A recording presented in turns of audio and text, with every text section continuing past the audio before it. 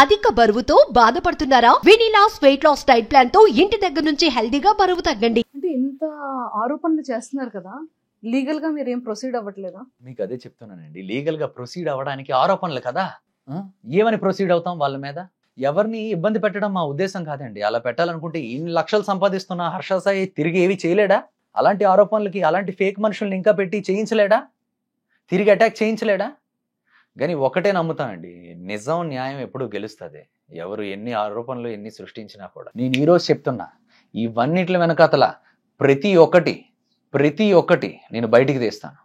వాళ్ళు ఎవరు అన్నది ఖచ్చితంగా బయటికి తీసే తీరుతాను. అండ్ ఆ రోజు మనం మళ్ళీ కలిసి ఇంటర్వ్యూ చేసుకుందాం. మీరు బాగా కోట్లు సంపాదించి పెద్ద పెద్ద కార్స్ కానివ్వచ్చు, అండ్ అలానే పెద్ద పెద్ద బంగళాలు కూడా కట్టారని చెప్పి చాలా మంది ప్రూఫ్లు కూడా చూపెడుతున్నారు. అదేనండి, ఇన్స్టాగ్రామ్ లో ఎవరో అభిమానులు ఇది అది అన్నట్టు పెడతారు. నేను చాలా సాధారణమైన జీవితం గడుపుతాను.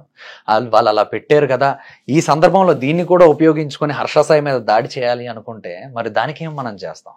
అండ్ మాకు తెలిసిన సమాచారం ప్రకారం రాబోయే రోజుల్లో కొంతమంది అమ్మాయిల్ని కూడా నాతో జత కలిపి అటు అమ్మాయిల్ని కూడా మానసికంగా దెబ్బ కొట్టాలని చూస్తున్నారు. ఇన్ఫ్లుయెన్సర్ అమ్మాయిలతో కూడా కొన్ని రిలేషన్స్, సీక్రెట్ రిలేషన్స్ ఉన్నాయంటున్నారు.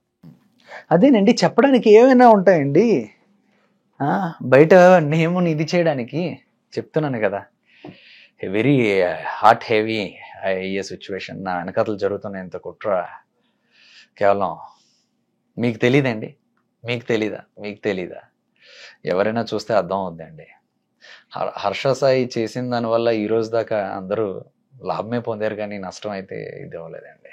ఈ మధ్య దిశ దివ్యాంగ సురక్ష అన్నదానికి ఒక మంచి కార్యక్రమాన్ని ముందుకు నడిపించడానికి ఒక బ్రాండ్ అంబాసిడర్గా నన్ను నియమించారండి. ఎంతోమంది వాళ్ళకి ఈ సమాచారాన్ని చేర్చడానికి మేము ఇది చేయడానికి ప్రయత్నించాం. అక్కడి నుంచే దీన్ని మొదలు పెట్టడం స్టార్ట్ చేశారు. ఒకవేళ నేను అది చేయడమే ఇబ్బంది అనుకుంటే చేయను కదండి. మంచి కార్యక్రమాన్ని ఎందుకండి ఇబ్బంది పెట్టడం? వెళ్ళే మంచి కార్యక్రమం మీద ఎందుకండి చెడ్డ పేరు ఇది చేయడం?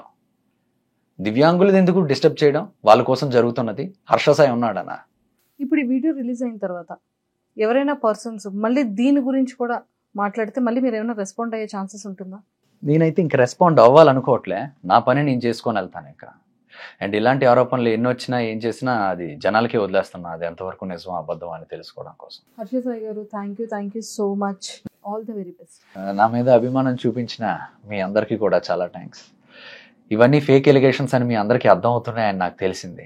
కానీ ఒక మనిషిని మానసికంగా ఇబ్బంది పెట్టడానికి కొంతమంది చేస్తున్న ప్రయత్నం, నేనేది ఆశిస్తున్నానంటే ఇలాంటివి మన అందరం ఎన్నో రాబోయే రోజుల్లో కూడా వేరే వాళ్ళ మీద కానివ్వండి, క్రియేటర్స్ మీద కానివ్వండి, వేరు మనుషుల మీద కూడా ఇవి చూడబోతున్నాం.